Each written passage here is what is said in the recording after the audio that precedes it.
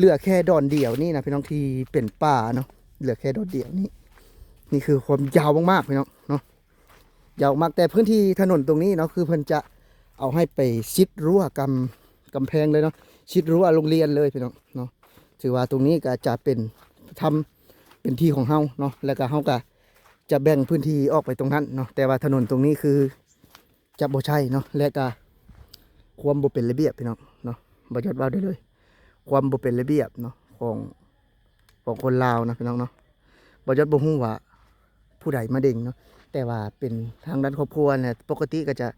มีเจ้าหน้าที่มาเบิ่งเนาะตัวนี้เนาะอันนี้ยังตัวนี้ก็จะได้ลื้อออกเบิดนะพี่น้องเนาะบางต้นมากอะเพิ่นก็สั่งให้เจ้าลื้อเพราะว่าพื้นที่ตรงนี้เนาะพื้นที่ตรงนี้ก็เป็นพื้นที่ของบ่าวต้นเนาะบ่าวต้นมีสิทธิ์ที่จะลื้อออกเนาะลื้อออกสวัสดีพี่น้องไทยเบิดสุภูสุคนเนาะมื้อนี้ก็มาพบมาพ่อกับบ่าวยอดเป็นเก่าเช่นเคยพี่น้องถือว่ามื้อนี้บ่าวยอดก็อยู่ที่ดินที่เพิ่นจะขายในราคา 50,000 บาทพี่น้อง50,000 บาทเนาะทางบ่าวต้นเพิ่นได้ซื้อดินตอนนี้ไว้เมื่อเช้านี้บ่าวยอดก็พาเจ้าหน้าที่บ้านเนาะหรือว่าก็จะตั้งบ้านเนาะมาแทกที่ดินนี่แล้วก็เป็นที่เรียบร้อยเนาะแต่บ่าวยอดบ่ได้ถ่ายไว้เมื่อเช้านี้มันสับสนวุ่นวายโพดเนาะมื้อนี้บ่าวยอดจะมาถ่ายให้พี่ให้น้องเบิ่งจากการทำงานในประเทศไทยจากการเก็บออมเงินอยู่ในประเทศไทยแล้วมาซื้อที่อยู่ในลาวเนาะและว่าคุ้มบ่เนาะถ้าหากอยู่ทางประเทศไทยนะแบบนี้นะอยู่ในตามชนบทนะประมาณเท่าใดเนาะเดี๋ยวบ่าวยอดจะถ่ายภาพบรรยากาศให้เบิ่งเพื่อจากจุดนี้พี่น้องเนาะเริ่มต้นคือจุดนี้อันนี้คือความกว้างจุดนี้พี่น้องคืออยู่หนทางนี้เนาะคือจุดนี้แดนคือจุดนี้แต่ว่ายังบ่ทันได้ปักหลักเนาะจุดนี้ความกว้างก็จะเดินมาฝั่งนี้พี่น้องก็อยู่ที่23 เมตรเนาะพี่น้องเนาะ23 เมตรความกว้างแม่น23 เมตรฝั่งนี้นะพี่น้องเนาะฝั่งนี้แม่นกว้าง23 เมตรในราคา 50,000 บาทพี่น้องรวมทั้งจ่ายค่าวัดที่ดินเนาะแต่ว่าจำนวนซื้อแท้ๆก็คือ 49,000 บาทพี่น้องและความยาวพี่น้องบัดนี้เนาะจากความกว้างตรงนั้นแล้วกับความยาวก็อยู่ที่60 เมตรเนาะพี่น้องเนาะ60 เมตรความยาวนะนี่คือยาวลงซื้อไปเลยพี่น้องยาวซื้อไปเลยและนี่คือเงินที่หาพี่น้องจากการทำงานในประเทศไทยเนาะจากการขายแรงในประเทศไทยนี่ก็เพราะว่าเป็นพื้นที่ตรงนี้นะพี่น้องกาเพิ่นก็จะสร้างบ้านออกมาหมดแล้วเนาะสร้างบ้านออกมาหมดแล้วพี่น้องเนาะสร้างบ้านออกมาหมดแล้วนี่คือเป็นป่ายังแต่ที่ดินเบาต้นเนาะนี่คือทางเบาต้นพี่น้องเพิ่นได้ซื้อไว้เนาะทางยาวด้านนี้พี่น้องตั้งแต่พุ่นเนาะตั้งแต่พุ่นพี่น้องก็จะยาวขึ้นมานี่ก็60 เมตรพี่น้องปุ๊บเนาะจนถึงข้างหน้าจนถึงทางเข้าบ้านหลังนี้นะพี่น้องก็อยู่ที่60 เมตรนะพี่น้องในราคา 49,000 บาทเนาะรวมทั้งค่าภาษีที่ดินเนาะก็ 1,000 บาทก็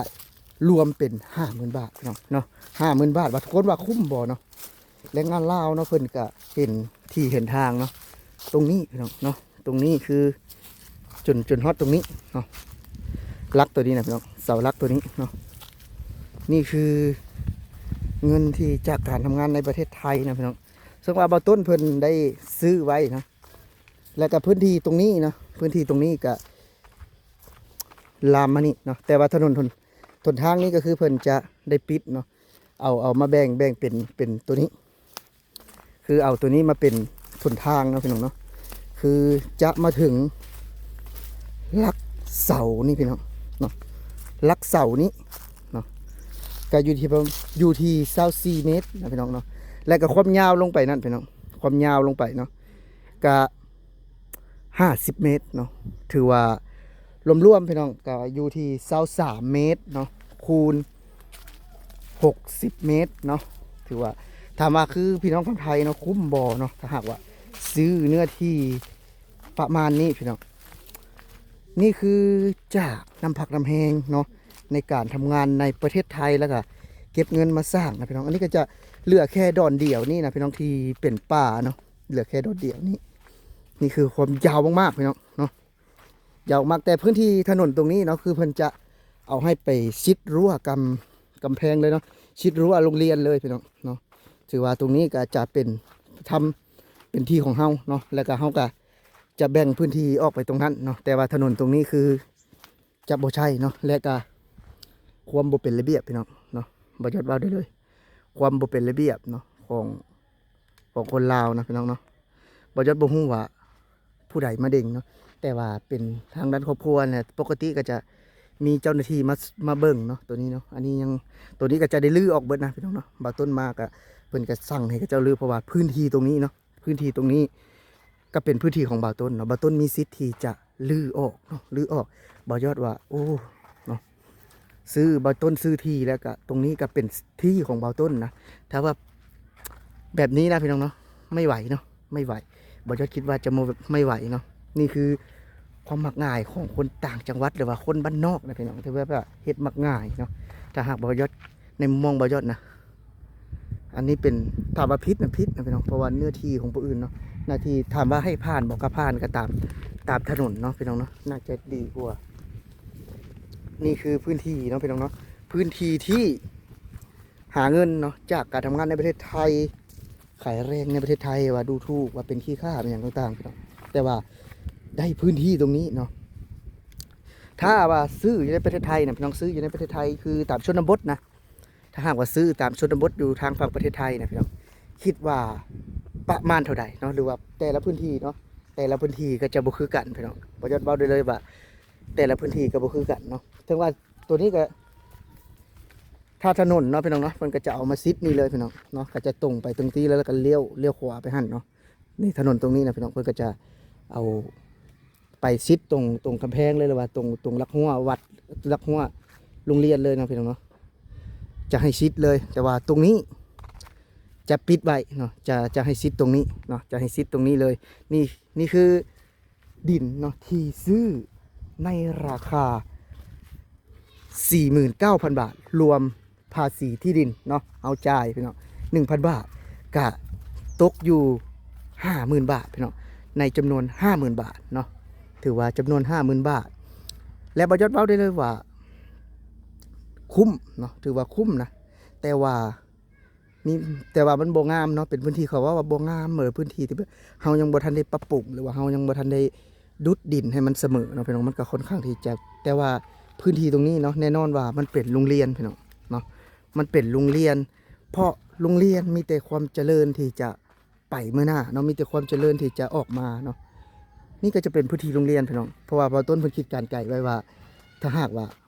เพิ่นมาอยู่เนาะถ้าหากว่าบ่ได้ขายต่อก็จะ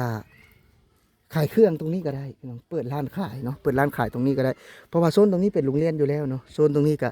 เป็นโรงเรียนอยู่แล้วพี่น้องนี่แหละคือความตั้งใจของบ่าวต้นเนาะบ่ยอดก็เลยมาเฮ็ดเอกสารแล้วก็ซื้อขายที่ดินให้เพิ่นเนาะก็จบภารกิจพี่น้องเป็นที่เรียบร้อยเนาะจบภารกิจเป็นที่เรียบร้อยถือว่าบ่ยอดก็จบภารกิจเนาะพรุ่งนี้ก็จะได้เดินทางกลับกทมพี่น้องหรือว่าเข้าไปหาบ่าวต้นเนาะอยู่ทางกรุงเทพมหานครถือว่ามื้อนี้ก็ได้ทำภารกิจให้เพิ่นสำเร็จแล้วเนาะถือว่าทางอ้ายเพิ่นขอเนาะให้เฮาตามเอกสารหรือว่าเฮ็ดเอกสารให้เพื่อนำไปมอบให้เพิ่นอยู่ทางฝั่งไทยเนาะถือว่าก็เป็นอีกอย่างหนึ่งเนาะที่บ่าวยอดกับบ่าวต้นเนาะก็หักแพงกันแล้วว่าซั่นๆบ่าวยอดก็หักทางบ่าวต้นคือกันบ่าวต้นก็บ่ฮู้ว่าหักบ่าวยอดหรือบ่เนาะแต่ว่าบ่าวยอดก็คิดว่าเฮามีความจริงใจต่อกันแหล้วเนาะบ่าวยอดก็ได้เฮ็ดเนาะเป็นถือว่าเฮ็ดเต็มที่แล้วเนาะถือว่าเฮ็ดให้เพื่อนได้เต็มที่แล้วเนาะแต่ว่าเพื่อนบ่ฮู้ว่าเพื่อนจะพอใจหรือบ่เฮาก็บ่ฮู้เนาะแต่ว่าบ่ยอดเฮ็ดให้เต็มที่แล้วคือบ่ยอดได้เฮ็ดเอกสารให้ครบถ้วนแล้วถ้ามาก็คือปักหลักผังแดนแล้วก็ถ้าหากอยากปลูกสิ่งของต่างๆก็แล้วแต่เนาะลักไฟหรือว่าสายพื้นสายไฟพี่น้องที่ระยานนี้เนาะก็สั่งให้เพิ่นรื้อถอนออกเนาะเพราะว่าให้เพิ่นรื้อถอนไปพุ่นเนาะให้ไปตามแนวทางถ้าว่าฝั่งนี้เนาะคือเฮาก็จะใช้พื้นที่ตรงนี้ในการทำกินเนาะนี่คือบ่ยอดก็ได้ถ่ายพี่ให้น้องได้เบิ่งเนาะในส่วนหนึ่งแต่ถ้าหากว่าคือบอยอดถ่ายอาจจะบ่ละเอียดปานใดก็ขอโทษขออภัยเนาะเพราะว่าพื้นที่ตรงนี้อาจจะมีแบบว่าชาวบ้านเนาะที่ยังบ่ทันมีห้องน้ำเพราะว่าบ้านนี้ก็ยังบ่ทันได้มีห้องน้ำครบเนาะอาจจะมาขับถ่ายในบริเวณนี้บ่ยอดก็อาจจะบ่ได้เข้าในทุกซอกทุกมุมทุกซอยเนาะก็คือว่าอ้อมๆประมาณนี้บ่ยอดก็ ประมาณนี้บ่ยอดถ่ายเบิ่งเนาะนี่คือจากน้ำพักน้ำแห้งจากการไปทำงานในประเทศไทยแล้วก็ ได้ดินตอนนี้ขึ้นมาพี่น้องนี่คือดินที่ซื้อในราคา 50,000 บาทสันตา 50,000 บาทเนาะก็ถือว่าเสร็จภารกิจบ่าวยอดพระเจ้าก็จะเดินทางไปทางฝั่งไทยต่อเนาะก็ขอบคุณทางบ่าวต้นนะที่ได้ให้ความรู้และก็ความคิดเนาะของบ่าวยอดเนาะทั้งที่ฮู้จักกันกับบ่ดนนะแต่บ่าวยอดก็ตอบแทนด้วยการทำทุกอย่างที่บ่าวยอดจะทำได้เนาะสำหรับคลิปนี้บ่น้องสิขอลาพี่และน้องไปก่อนพี่น้องสำบายดี